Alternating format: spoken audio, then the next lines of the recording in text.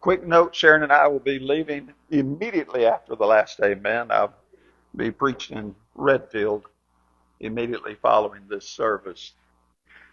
So on Facebook, a little bit back, I asked for ideas, had good response, and you can still give me ideas on what you'd like to have preached. This is one of those ideas that was requested. The actual request was about grief and anger. And so I'm going to give you a presentation along that line. If I miss what you had in mind by too much, then send me a private message and we'll work on it and we'll do another one 6 months later. That's one of the things that's difficult about asking somebody, say, well, tell me about the Holy Spirit. Okay. There's a lot of territory there. I'm not sure what you had in mind, but I'll give it a shot and we'll see what happens. So we want to find God in our grief, because when grief hits, and I'm talking about some pretty intense times, and it does not have to be the loss of somebody. It feels like the world just keeps on going without you, and it does. And for a time, your world seems to stop. This grief can come from a lot of different events. Obviously, the death of a loved one is pretty self-explanatory, but it can be the loss of a dream.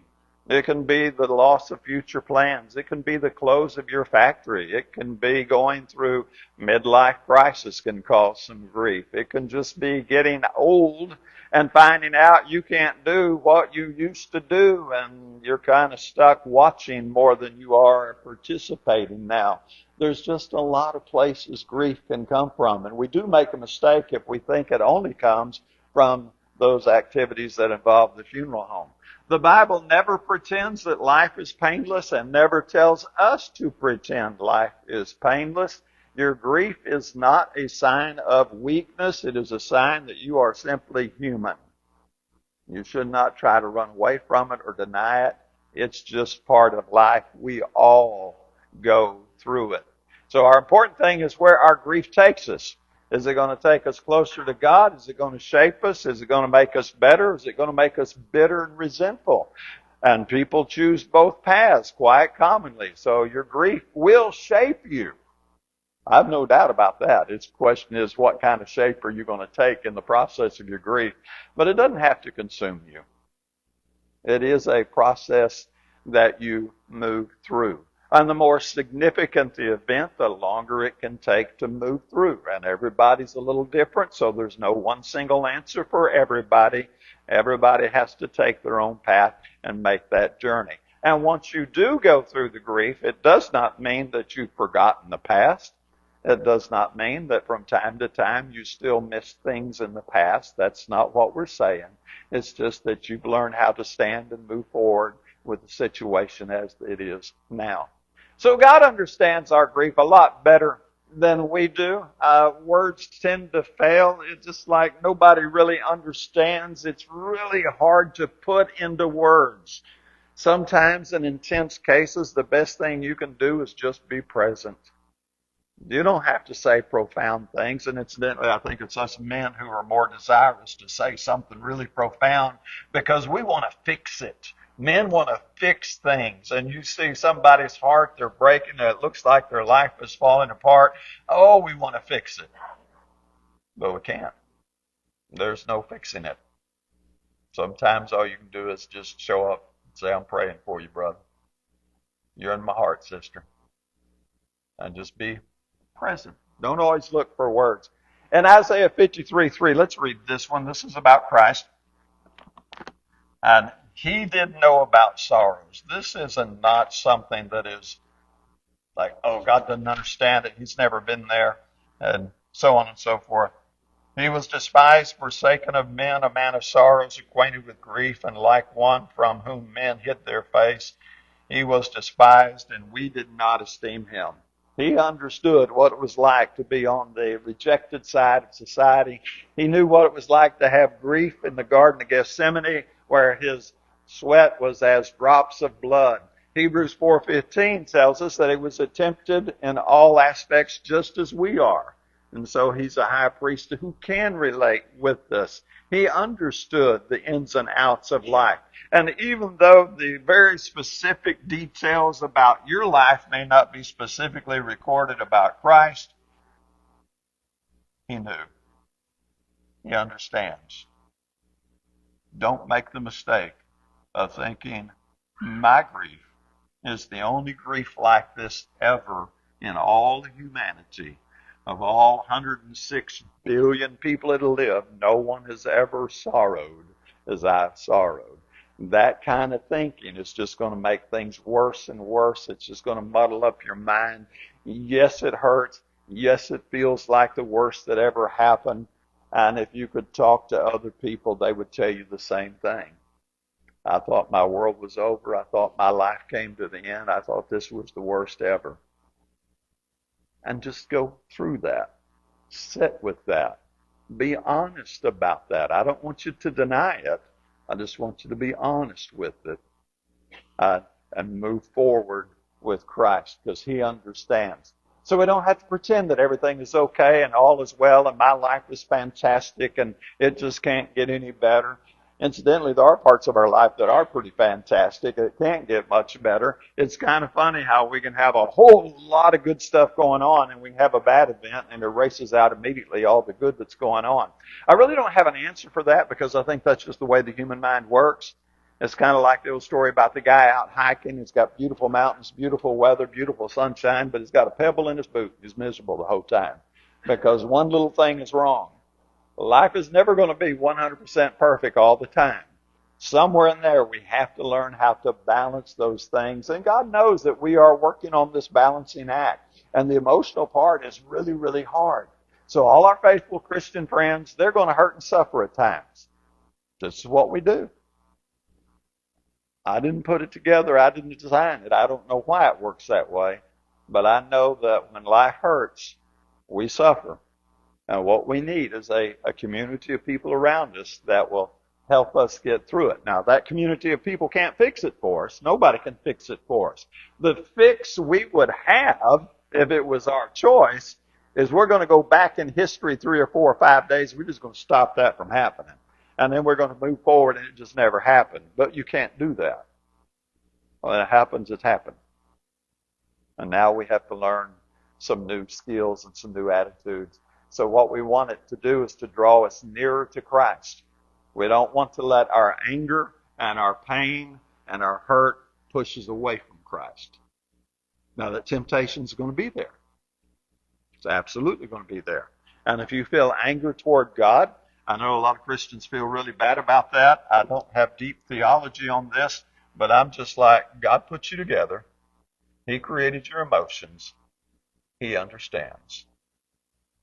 And if you'll keep pressing forward, you'll get through it and you'll get over the anger. Psychologists tell us that anger is a common phase of grief. It's one of the 4 common. You can do some other studies and get up to 13 phases, but it's one of the 4. And when somebody's had an extreme loss, they'll be angry at God. They'll be angry at the trash man. They'll be angry at the cat. They'll be angry at everybody because that anger is just there. It hurts, and it's going to come out at somebody.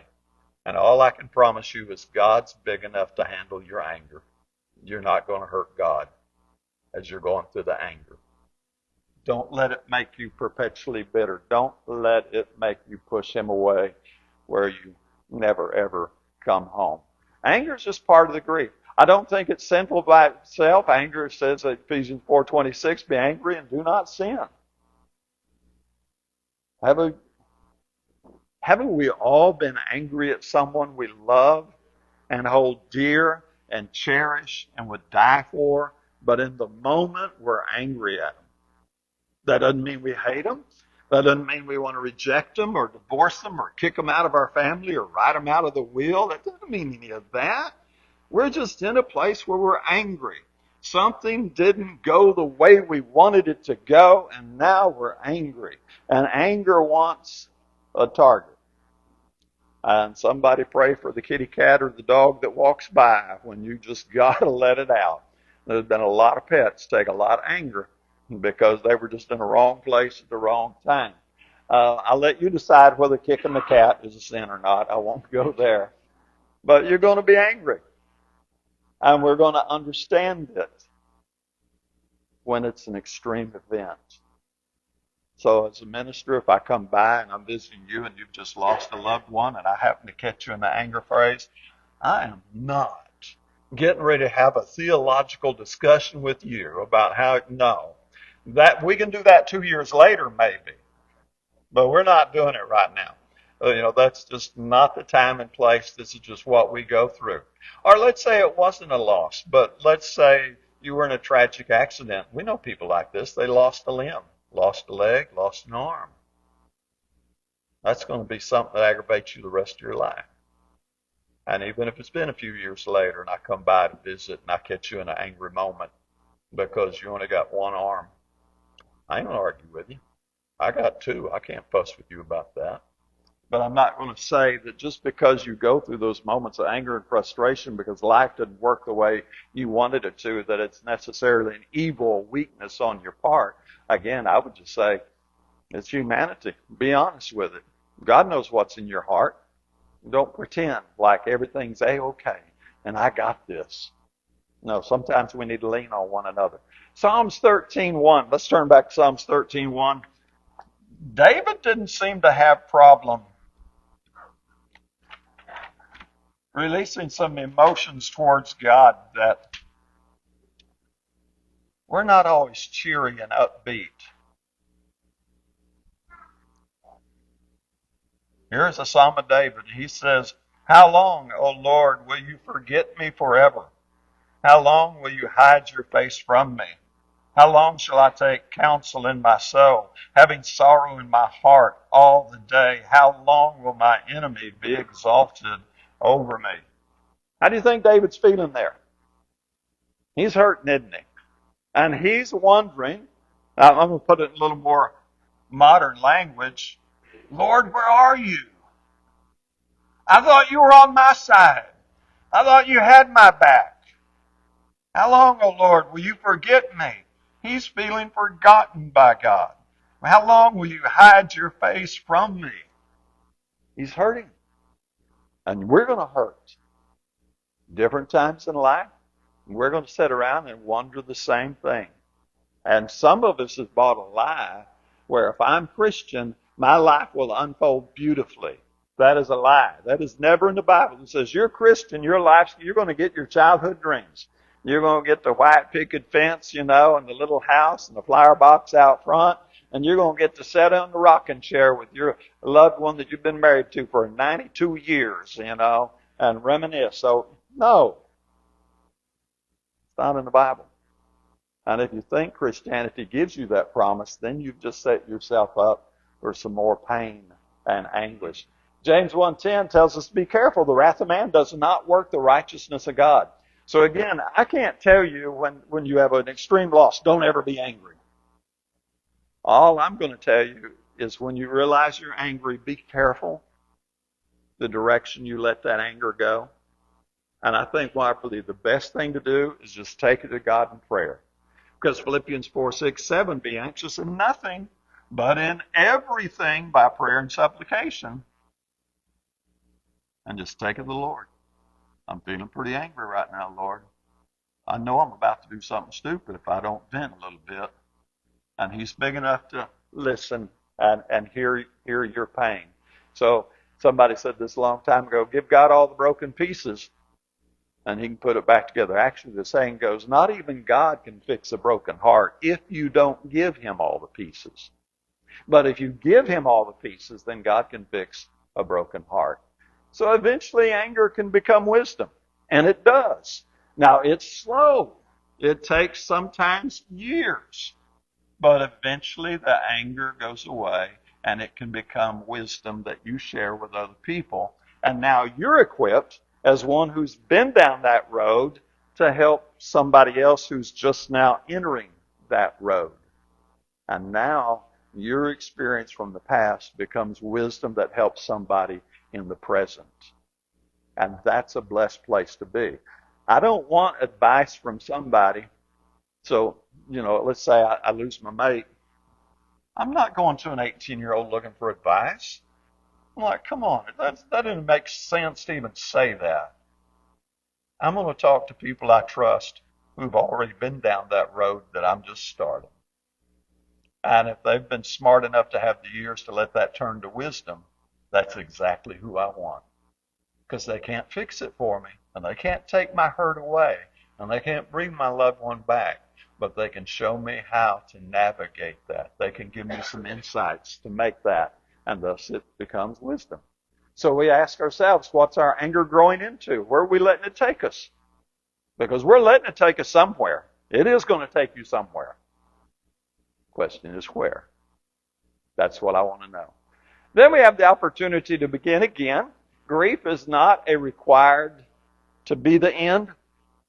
Now, I understand it can still feel that way for a while, but it's not the end. I don't know how many years you're going to have left after whatever grief you're thinking about, but certainly grief was not the end. You learn to be happy in new ways is the phrase I like. Joseph, he had a lot of grief. He had it early on. Brothers threw him in a pit, sold him into slavery. Potiphar's wife, the things she pulled, and he ends up in prison. He had a lot of reasons to quit and say, well, it's the end. But he just looked around where he was, and he said, I'll make the best of what I got. He made the best of what he had, and then, of course, things changed and doors opened. Now, they don't always open like Joseph, right? That's not the way it always turns out.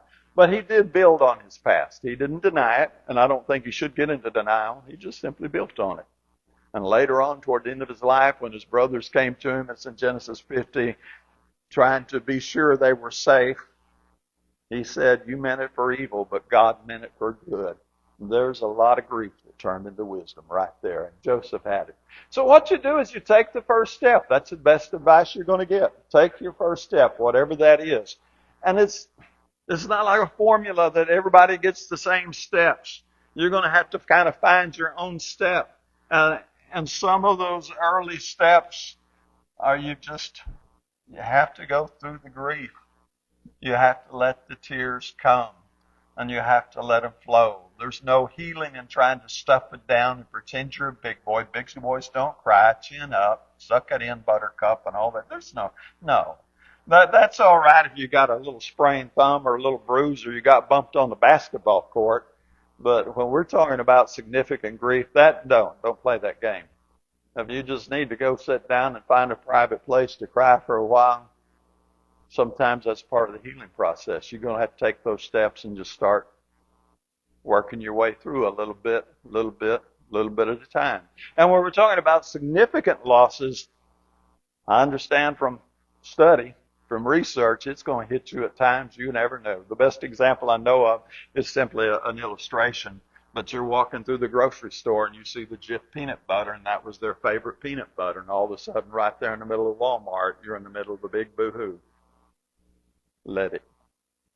Just let it. Let the heart let out what the heart needs to let out, and honor the moment. We can't go back. I know that. But we can learn to be happy in new ways. And the guy I got that phrase from was going blind. By this time, he probably is totally blind. And he said, I'm just learning how to be happy in new ways. I thought, wow, that's kind of neat coming from a guy that was losing his sight. Our grief can open some new doors. Sometimes God has to rattle our cages pretty hard. And so grief gives you some opportunities you didn't see before. And then can we continue to trust God in our pain? Job said, we used this in the earlier lesson, even though he slay me, yet will I trust him. Easy to say in a Bible class, isn't it? Easy to sit in a sermon and hear. Well, if you're in the middle of some really hard grief, that's a different story, isn't it? So when you're hurt, you're not inferior. The faithful do not cry less. The faithful cry. Even Jesus wept. Now we debate why he wept at the tomb of Lazarus, but Jesus wept. And he never got on to anybody for weeping in a time of sorrow. Paul begged God 3 times to take the thorn of flesh away. Go back and look at 2 Corinthians 12:8. Now, we don't like the word beg so much, so your translation may say, Paul beseeched God 3 times. Paul begged for it. He wanted that thorn gone. He was hurting. He was grieving the situation he was in. And God said, no, I think you need to keep that one. It's going to be good for you. So don't measure yourself by some crazy assumptions you have. We look at the apostle, we put him up on a pedestal. I kind of think he belongs on a pedestal. We can argue that later. But, we look at him and go, oh, he handled it all so well. No, he begged. And then later in that text, no, it's chapter 11, after he lists a lot of his suffering, he talks about his frequent concern for the churches and having been in tears often.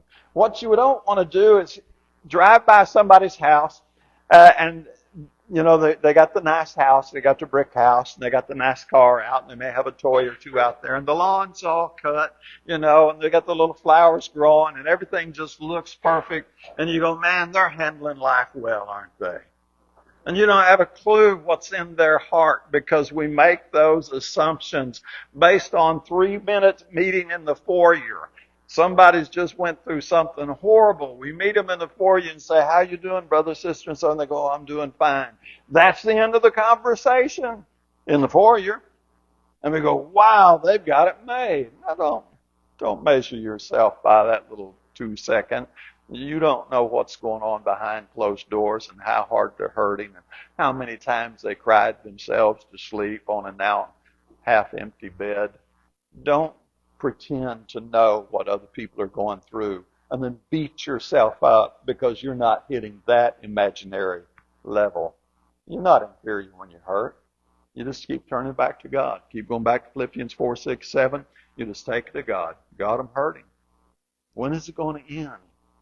How long is it going to keep going on? Grief can slow you down sometimes, but that's not failure, and it doesn't have to stop you. Maybe God needed you to slow down. Maybe you got too tied up in the world. I don't know. I'm just guessing. There's a lot of things we won't know. But we got Job on the ash heap, and Job's one of our biblical heroes, right?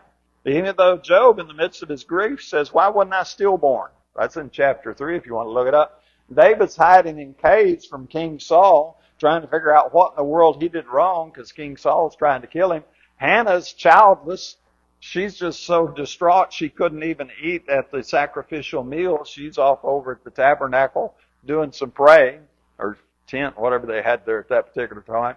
Jeremiah, he's in all kinds of crazy hurt and in ruins. And they even dropped him in an empty cistern and left him to die. He's hurting. They're all hurting. They're all in pain. They're all sorrowful. And God didn't go, hey, you're no good. You're not what I'm looking for. He didn't mark them off. He didn't play strike one, you're out. He listened. He strengthened. And he restored, sustained them. These are all people that we admire. There was even Elisha or Elijah. I get the two mixed up. But he was so tired of it all, he wanted to die. And he just said, Lord, it's enough. Take my life. And God said, you're not done yet. But that's how tough his grief was. Healing is not a solo act. Grief causes people to withdraw. Romans 12:15 says, you weep with those who weep, you rejoice with those who rejoice. But some of us, and I don't know why it is, but I think it would be fair to say that would be my tendency, is to want to withdraw when in times of just really deep pain. Now, there are other people that don't. Their tendency is, I need to be at church. I got to be at church. I can't miss church. And so we got both sides of the spectrum here. And we see it here. We see, a death happens, and next service or two, the grieving family's not here. We see a death happen, and the very next service, the grieving family's here. I don't want to step in and do judgment on that. I just know we have different responses on how we want to deal with it. But I do know that to totally withdraw, that's not wise. We need each other to help heal. Now, you get to choose your others. Not all 75 of us got to be showing up at the same time offering counseling. We just need to bear one another's burdens. And that's where we all need our inner circle, where we're really, really connected with an inner circle. I know the technical word is clique, and clique has a negative connotation, but we need our little happy cliques where we have those few people. It doesn't have to be a lot. 3 or 4 be fine. That I can call anytime I need to, because if I don't talk to somebody, I'm going to get crazy and do something really stupid. I need a little balance in here. I need those people in my life. And I will say this, Complementary. You ladies are far better at it than us men. Psychologists tell us that women survive the death of a husband far better than men survive the death of their wife. Now, one of the reasons is because you ladies have the wisdom where you have more of a social circle, where you really talk about things that mean important things to one another. You know what guys talk about when they get together? How about that football game? I'm sorry, football game's okay, but there's not a lot of emotional depth there, for dealing with life crises. Can you believe what they're doing in Washington? That bunch of, okay. I like to discuss those things too, but it's really not the core what we need. It's not very often you have a guy call a guy and go, look, my heart's breaking. I don't know what I'm doing. I got to talk to somebody. And the other guy on the end go, hey, let it go. It's all right. I'm here for you. Now for the guys, they're going, ooh, that's kind of weird. That's what we need. We got to have community. So grief should not grow us into an isolated state. That's not healthy for us. Our dark imaginations start running crazy when we don't have somebody to kind of knock us upside the head a little bit and get us to think straight. And we can really, dark imaginations go crazy. So our family matters. Hebrews 10:24, consider one another in order to stir up love and good works. 25 says, not forsaking the assembling of yourselves together, but let's focus on 24. We need to consider one another. We need to be aware of one another, what we're going through and how we're going through it, and then connect and just take the littlest baby step. That's all it takes. And then one baby step and another, and before you know it, you've gotten pretty far down the road. But don't wait till you're healed to try to connect, because it ain't going to happen. You may numb it, you may shove it down, and some people, that's their tactic, but I don't think that's wise. Last slide. The Lord walks with the wounded. He's not afraid of you when you're hurting or when you're really just lost and so tumultuous you don't know what you're even thinking. He's good. He's infinite. He's powerful. He can do that. And he knows that grief can change us. He just wants to be sure it happens in a good way. It can soften some parts in our heart that were too hard. And some people are too hard, aren't they? Well, they're sitting around like, well, if I was so-and-so, I would. If I this, I would that. I'm like, go ahead and talk. Until you're there, you don't have a clue what you would do. And you don't. You can fantasize what you would do when you were in whatever situation. The fact of the matter is, you'll never ever know till you're in that situation, right? Then it can reveal some tenderness we didn't know existed inside of us, and sometimes it does. Some people have some beautiful things in their heart. They just hadn't had the opportunity to bring them out. And working with somebody else or walking with somebody else in grief is that opportunity. Again, God created all your emotions. You are not going to feel anything that surprises God. You're never going to have an emotion where God says, wow, I didn't see that one coming. He knew it. He put it all together, and he knew all the possibilities. And he knows you better than you know you. And so he understands. Your healing's not going to be a single moment. It's a journey. And it can be days on some events. It can be months and years on some events. There's just too much variation there to nail it down any tighter than that. But what Satan wants anger to do is to grow you lonely and bitter. That's what he wants. You fight back against that. You hold to God, you speak honestly, you keep walking, you trust that God knows every tear, and he knows the way forward. And if you'll keep trusting that, you'll go forward. So the past will remain part of your story. Amen. We can't change that. But here's the good news. It doesn't have to control the ending. You're still in control of the ending. And when you walk with Christ, even more so. So last question. Are you walking with Christ? If so, stay the course. If not, let us help while together we stand and sing.